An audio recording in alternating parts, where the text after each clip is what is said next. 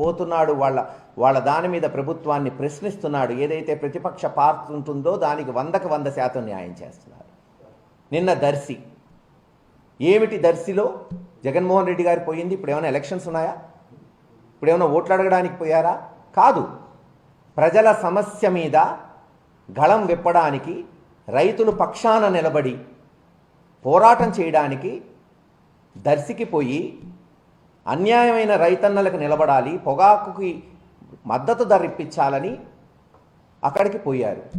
ఎక్కడ జన సమీకరణ కానీ మీటింగులు కానీ ఏవి లేవు, బహిరంగ సభలు. అక్కడున్న రైతులు స్వచ్ఛందంగా సుమారు 30-40 వేల మంది జగన్మోహన్ రెడ్డి గారు వస్తున్నాడు, జగన్మోహన్ రెడ్డి గారు వస్తే ఈ ప్రభుత్వ కళ్ళు తెరుస్తాయి, తెరిపిస్తాడు, మాకు న్యాయం జరిగిద్దని కొన్ని వేల మంది వచ్చారు. ఎంత విచిత్రం అంటే ఆ ప్రాంతంలో ఉన్న తెలుగుదేశానికి సంబంధించిన రైతు కూలీలు కూడా జగన్మోహన్ రెడ్డి గారు రావాలని కోరుకున్నారు నిన్న. ఎందుకంటే తెలుగుదేశం ఇచ్చిన హామీలు తుంగలో దొక్కింది, మద్దతు ధర లేదు. మీరు ఏ పంట కన్నా తీసుకోండి, ఈ సంవత్సరం మిర్చి, కంది లేదు, పొగాకు, చివరికి ధాన్యం ధరలు కూడా పడిపోయినాయి. అప్పుల పాలయ్యాడు రైతు. మరి అటువంటి సమయంలో పొగాకు రైతు కొరకు పోయి అక్కడ గళం విప్పుతానన్న జగన్మోహన్ రెడ్డి గారిని అక్కడున్న తెలుగుదేశం రైతులే స్వాగతిస్తుంటే ఈయన వస్తే న్యాయం జరిగిద్ది, ప్రతిపక్షం నిలదీసిద్ది, కనీసం మాట నిలబెట్టుకొని ఎక్కడన్నా చంద్రబాబు నాయుడు గారు ఇంకొంచెం డబ్బులు ఏమన్నా ఇస్తాడేమని ఆశపడ్డారు. జగన్మోహన్ రెడ్డి గారు శాంతియుతంగా పోయారు. ప్రభుత్వం సెక్యూరిటీ ఇవ్వాల. ఒక జెడ్ కేటగిరీ సెక్యూరిటీ ఉన్న మాజీ ముఖ్యమంత్రికి ఇవ్వాల్సిన గౌరవాలు ఈ సంవత్సరం నుంచి ఎక్కడన్నా జరుగుతుందా? ఆంధ్ర రాష్ట్ర ప్రజలు గమనించాలి. ఈరోజు జగన్మోహన్ రెడ్డి గారు మీ పక్షాన నిలబడుతున్నాడు, మీకు రావాల్సిన న్యాయం కొరకు పోరాటం చేస్తున్నాడు. అయినా ప్రభుత్వం ప్రతి అడుగులో జగన్మోహన్ రెడ్డి గారిని తొక్కడానికి ప్రయత్నం చేస్తుంది. ఒక 5గురినో 6గురినో కానిస్టేబుల్స్ని ఇస్తారు. అదేమంటే హెలికాప్టరు ఎక్కడన్నా దిగి దాడి జరిగితే ఆ పైలట్లను బెదిరిస్తారు. తెనాలి పోతే అదే ఘటన, మరో దగ్గర కర్నూలు పోతే ఇంకో ఘటన.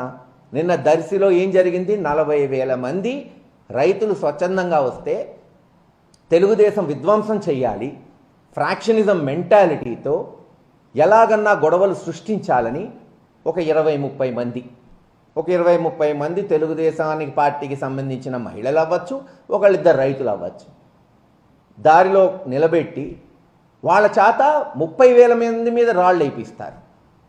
ఊహించండి. మళ్ళీ ఆ 30 మందికి 200 మంది పోలీసులు సెక్యూరిటీ. జెడ్ కేటగిరీ ఉన్న జగన్మోహన్ రెడ్డి గారికి ఏమో ఒక 10 మందో 15 మందో సెక్యూరిటీ, 20 మంది ఉన్న తెలుగుదేశం కార్యకర్తలకేమో 200 మంది సెక్యూరిటీ. రాళ్ళు విసురుతుంటే పోలీసులు ప్రేక్షక పాత్ర. కానీ నిబద్ధత కలిగిన నాయకుడు కాబట్టి ఎన్ని అవమానాలు చేసినా ప్రజల కొరకు తట్టుకుంటాను, నిలబడతాను, వాళ్ళ కొరకు పోరాటం చేస్తాననే ఒక మంచి ఉద్దేశం ఉన్న నాయకుడు కాబట్టి ఎక్కడా అదుపు దాటనీ లేదు ఎవరిని కూడా.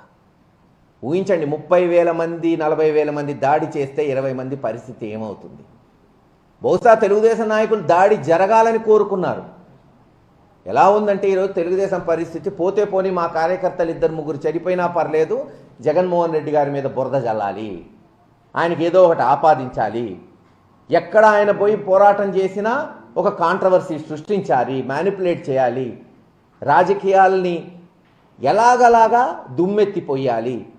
సమస్యని పరిష్కరించండి. జగన్మోహన్ రెడ్డి గారు నిన్న టొబాకో రైతుల కొరకు ఒక డిమాండ్ చేశారు, కొన్ని డిమాండ్లు పెట్టారు, దాన్ని నెరవేర్చండి. ఎవరు కాదంటున్నారు? మీకేమైనా అడ్డుపడుతున్నామా? ఈరోజు రాష్ట్ర కేంద్ర ప్రభుత్వాలు మీ చెప్పు చేతుల్లో ఉన్నాయి. డబుల్ ఇంజన్ సర్కారు, మేము చెప్పిందే వేదం అంటున్నారు కదా, ఆ వేదం ప్రకారమే ధర్మం చేయండి రైతులకి, రైతు కూలీలకి అని అడుక్కుంటున్నాం. వేరేదేం అడగట్లా. మీరు చెప్పింది చెయ్యండి, కాపాడండి. ఆ కాపాడండి అని అడుగుతున్న వాడిని మీరు అబాస్పాలు చేయాలి, అక్రమంగా కేసులు పెట్టాలి అంటే ఏం పర్లేదు, ఎవరు జంకరు. ప్రజాస్వామ్య పద్ధతిలోనే వైఎస్ఆర్సీపీ పార్టీ ఉద్యమాలు ఉంటాయి, డిమాండ్స్ ఉంటాయి. ప్రజలన్నీ గమనిస్తున్నారు. ఏదో ఒక 2 ఛానల్స్ అభూత కల్పన చేస్తేనో, 2 పత్రికలు అబద్ధాలు రాస్తేనో అబద్ధాలు నిజమైపో. ఈరోజు ప్రజలకి నిజాలేంటో తెలుసు. జగన్మోహన్ రెడ్డి గారు ఎందుకు వచ్చాడో తెలుసు, దర్శికి ఎవరి కోసం వచ్చాడో, ఏ తరుణంలో వచ్చాడు. ఇప్పుడు ఏం ఎలక్షన్స్ లేకపోయినా కేవలం రైతులకి న్యాయం చేయాలి. ఎవరైనా కానీ ఆ రైతుల్లో వైఎస్ఆర్ ఉంటారు, తెలుగుదేశం ఉంటారు, కమ్యూనిస్టులు ఉంటారు, జనసేన ఉంటారు, బీజేపీ ఉంటారు, కాంగ్రెస్ ఉంటారు. ఆయనేమో పార్టీ వాళ్ళకి డిమాండ్ చేయట్లా. రైతులు పక్షపాతిగా న్యాయం జరిగితే రైతు కూలీలకు కూడా న్యాయం జరుగుతుందని పోరాటం చేస్తున్నాడు. ఇవన్నీ చేయకుండా కేవలం ఒక 30 మందో 20 మందినో పెట్టుకోవటం, రాళ్ళు ఇసిరీయటం, టెన్షన్ తీసుకురావటం, వాళ్ళ ప్రాణాన్ని పణంగా పెడుతున్నారు. ఇది ఎక్కడ విడ్డూరమో నేను చూడలా. నమ్ముకున్న కార్యకర్తల్ని బలిపశువులు చేసి ఈరోజు రాజకీయం చేయాలని చూస్తుంది తెలుగుదేశం పార్టీ. ఇది ఎంతవరకు సమంజసమో ప్రజల్ని ఈరోజు మేము అడుగుతున్నాం. ఎందుకంటే అధికార పక్షాన్ని డిమాండ్ చేసినా, ఒకప్పుడు ధర్నాలు చేసినా, రోడ్డు మీదకి వచ్చిన చలనం ఉండేది. ఒక డిఎస్పీనో సిఐఓ తప్పు చేస్తే ఒక స్టేట్మెంట్ ఇచ్చినా, ఒక ధర్నా చేసినా, అతని మీద ఒక ఎంక్వైరీ చేసి, అది గవర్నమెంట్స్ అంటే. ఆ గవర్నమెంట్ జగన్మోహన్ రెడ్డి గారితోనే పోయినాయి. ఈరోజు దున్నపోతు మీద వానబడినట్టే ఏదన్నా తప్పు చేస్తే. మా వాళ్ళేగా తప్పు చేస్తుంది చేయని, మా వాళ్ళేగా లంచం తింటుంది తిన్ని అన్నట్టుంది తెలుగుదేశం పార్టీ వింత. మేమేసిన అధికారులేగా తప్పు చేస్తుంది చేయని. ఇంత అబాసు పాలైన ప్రభుత్వం సంవత్సరంలోనే గతంలో ఎక్కడన్నా ఎవరన్నా చూశారా? ఈరోజు జగన్మోహన్ రెడ్డి గారు డిమాండ్ చేయటం వల్లే కదా హడావుడిన అమ్మఒడి ఇస్తున్నారు. సరే పేరు మార్చుకున్నారు, తల్లికి వందనం, మీరు ఏ పేరు ఇచ్చినా పర్లా. జగన్మోహన్ రెడ్డి గారు ఆకాంక్ష ఏంటి? న్యాయం జరగాలి ప్రజలకి. సంవత్సరం ఎగ్గొట్టారంటే ఓ 15,000 పాపం ఒక్కొక్క పిల్లవాడి ఒక్కొక్క తల్లికి ఇద్దరు వేసుకున్న 30,000 నష్టపోయినట్టే ఆల్రెడీ. మరి ఈ సంవత్సరం ఏంది?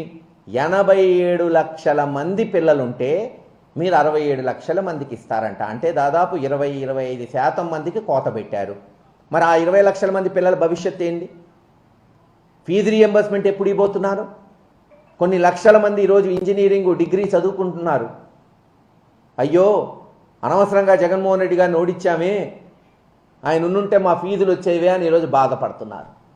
డ్వాక్రా మహిళలు ముఖ్యంగా మేము డిమాండ్ చేసేది, మీరు ఇస్తానన్న హామీ 1,500 రూపాయల నెలకి, సంవత్సరానికి 18,000 రూపాయలు. పోయిన సంవత్సరం ఇస్తానన్న 18,000 లేరు, ఇప్పటి వరకు 18,000 ఊసలేదు. డ్వాక్రా మహిళలు తీవ్రమైన సంక్షోభంలో ఉంది. ఈరోజు ఒక్కొక్క డ్వాక్రా సంఘం 10 మంది ఉంటారు. 15-20 లక్షల లోన్స్ తీసుకున్నారు ఎలక్షన్ ముందు. వాళ్ళ కాళ్ళ మీద వాళ్ళ నిలబడాలి, పెద్ద వ్యాపారాలు చేయాలి. ఎక్కడన్నా చిన్న చిన్న లోటుపాట్లున్నా జగన్మోహన్ రెడ్డి గారు వస్తే ఆసరానో చేయుతో వచ్చిద్ది, వాళ్ళని ఆదుకుంటారు అని. మరి ఈరోజు ఏం జరిగింది? 15-20 లక్షల లోన్స్ తీసుకుంటే బ్యాంకులు వాళ్ళకి నోటీసులు ఇస్తూ ఎన్పిఏలు అవుతుంటే, మీరు ఇస్తానన్న 18,000 ఇచ్చుంటే కనీసం ఇంట్రెస్ట్ కన్నా పనికొచ్చేది. ఈరోజు వాళ్ళు ఆందోళన చెందుతున్నారు. చంద్రబాబు నాయుడు గారు చెప్తారు కదా, నేనే డ్వాక్రాను కనిపెట్టాను. మీరు కనిపెట్టారో లేదో తెలియదు కానీ, ఎందుకంటే ఇది పివి నరసింహరావు గారి టైంలో ఊతం వచ్చింది. కానీ మీరు మటుకు డ్వాక్రా సంఘాలని మూసేసే స్థితికి తీసుకురాబోతున్నారు ఈ ప్రభుత్వంలో. వాళ్ళు రోడ్డు మీదకి రాబోతున్నారు అప్పులు కట్టలేక. మరి ఏం చేయబోతున్నారు దీని మీద? మేము అందుకే డిమాండ్ చేస్తున్నాం, తక్షణమే మీరిచ్చిన మాట, మేమే వేరేది అడగట్లా, ఎక్కువ అడగట్లా, మీరిస్తానన్న 18,000 రూపాయలు సంవత్సరానికి మహిళలకి ఇవ్వండి, వెంటనే ఆదుకోండి. యువతకి ఇస్తానన్న నిరుద్యోగ భృతి ఇవ్వండి. మేము కోరుకునేది ఈ రెండు తక్షణమే అమలు చేయాలి. ఒక సైడు యువత, ఒక సైడు ఆడవారు.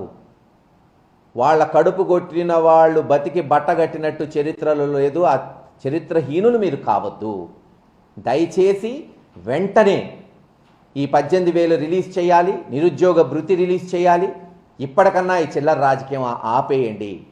ఈ రాష్ట్రంలో పాలకపక్షానికి ఎంత బాధ్యత ఉంటుందో ప్రతిపక్షానికి కూడా ఎంతో కొంత బాధ్యత ఉంటుంది. ఆ బాధ్యతలను సక్రమంగా నిర్వర్తిస్తున్నాం. మేమెక్కడా గొడవలకో లేదు చిల్లర రాజకీయాలు చేయట్లేదు. ప్రజల పక్షాన నిలబడి వాళ్ళకు కావాల్సింది అడుగుతున్నాం.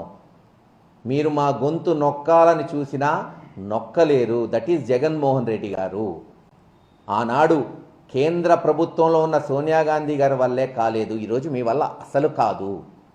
మీరు ఎటువంటి ఆంక్షలు విధించినా ప్రజల పక్షాన నిలబడతాడు, పోరాటం చేస్తాడు. ప్రజలకి రావాల్సిన హక్కులు, వాళ్ళకి రావాల్సిన అన్ని సదుపాయాలు కల్పించే వరకు వైఎస్ఆర్సీపీ పార్టీ, ప్రతి కార్యకర్త, నాయకుడు పోరాటం కొనసాగుతుందని తెలియచేసుకుంటూ సెలవు తీసుకుంటున్నాం.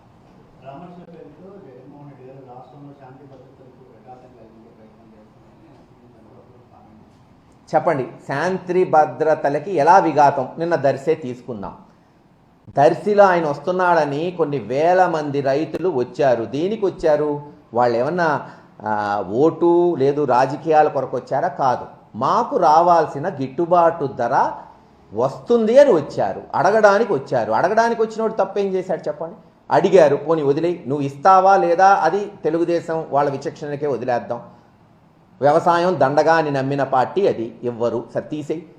అక్కడ ఒక 20 మందిని పెట్టి రాళ్ళు ఇసరాల్సిన అవసరం, పోనీ ఒక దగ్గర కాదు కదా, తెనాల్లో ఇదే జరుగుతుంది, ఇంకో దగ్గర ఇది జరుగుతుంది. అంటే ఒక మాస్టర్ ప్లాన్గా, ఇందాక నేను చెప్పినట్టు ఒక ఫ్రాక్షనిజం నడుస్తుంది ఆంధ్ర రాష్ట్రంలో.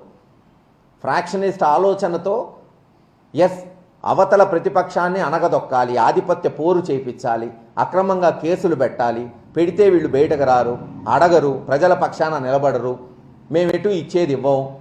ఇస్తారా చెప్పమనండి. ఈరోజు మేము 2 అడుగుతున్నాం, మేమేం వేరే అడగట్లేదు కదా. మీరు ఇచ్చిన హామీ డ్వాక్రా మహిళలకు ఇస్తానన్నా 18,000 ఇస్తారా? ఎప్పుడు ఇస్తారు?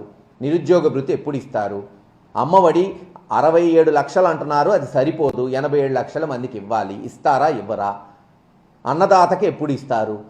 ఏంటి, మేమేమన్నా తప్పు మాట్లాడుతున్నాడా? జగన్మోహన్ రెడ్డి గారు అక్కడికి వచ్చి గిట్టుబాటు ధర అడుగుతున్నాడు తప్పితే ఇప్పుడు ఏమన్నా ప్రభుత్వాలు మారిపోతాయా, లేదు ఏమన్నా జరుగుతుందా? ఏమీ కాదే.